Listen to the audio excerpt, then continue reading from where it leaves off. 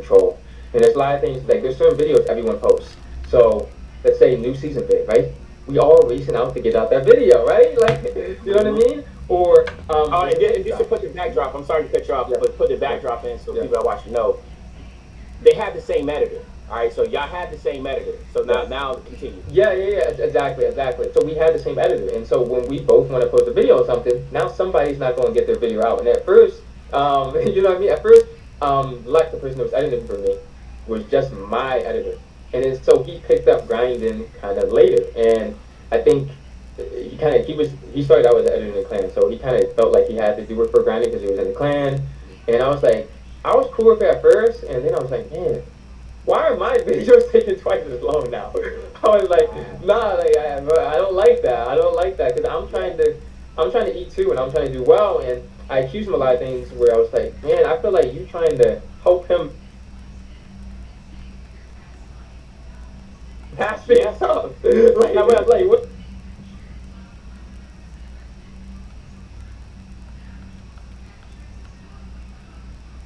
Commend these young folks for even going as far as they did, and furthermore, still finding success in what they started with. Now we hear from Grinding. Grinding ended up sending out this lengthy response. Grinding says this is just blatantly false. I've made my peace with the situation, but to backtrack and say the problem was because his editor wasn't doing his videos on time is just a blatant lie.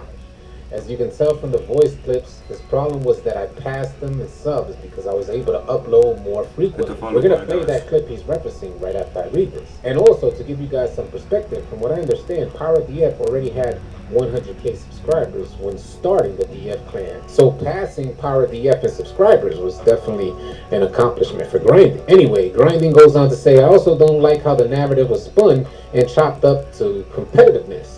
It is perfectly fine to compete with your friends as long as you aren't going out of your way to hinder your friend's success, which he actively did and publicly apologized for. So why backtrack now and try to paint a different narrative? You can just delete your apology video where you fully admitted guilt and expect us all to forget what actually happened? Woo, there is some fire in them words. Grinding continues on saying, I genuinely have no ill will regarding the situation anymore. Multiple people have hit me up about him doing a face reveal, and every time I've said it's dope and that'll only help his career moving forward. I genuinely believe he has a promising career ahead of him with face cam. He's naturally a funny dude on camera. Now I don't know if that was a shot that he was trying to take at him there. You guys let me know in the comment section. He goes on to say, I can also believe he's changed and matured as a person over the years, but not if he keeps backtracking and lying to make the situation sound better years later. And Grinding caps off his post by saying, we've all moved on, nobody cares anymore. You're a human being who made a mistake, own it, and keep striving to be great. We're about to play that clip off, but I'm definitely curious to hear your feedback after what you know so far. And I would like to hear from both perspectives, whether you're new to the situation or you were actually there when it went down. Is Power DF backtracking and creating a whole new narrative? Share your thoughts in the comments.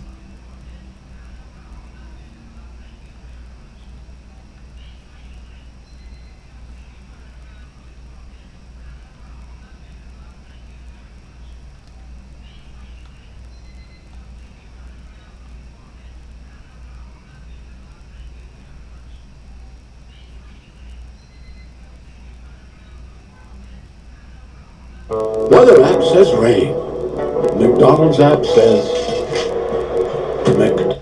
What is going on, guys? Welcome back to the channel for this real quick video in relation to my last video regarding about the perimeter defense patch. Now I'll be talking about the interior defense side of things.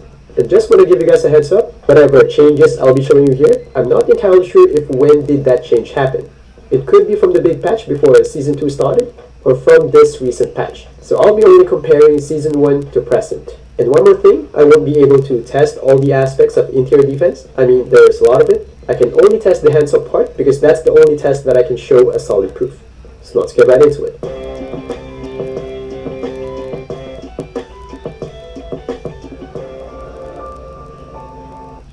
So for those of you who missed it, Mike Wang posted this just a day ago, that there will be a slight buff to the interior and perimeter contest system.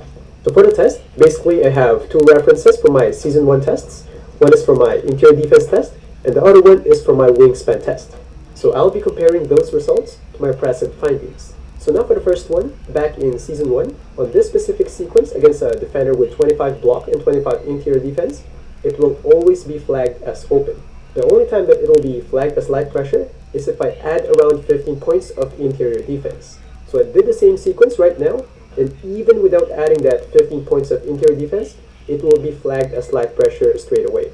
I tried a lot of times and I got the same results. So based on this, your hands-up defense got better, but I don't think it will be a night and day difference. So before we go to the next part, just want to invite you guys to like the video if you're liking so far.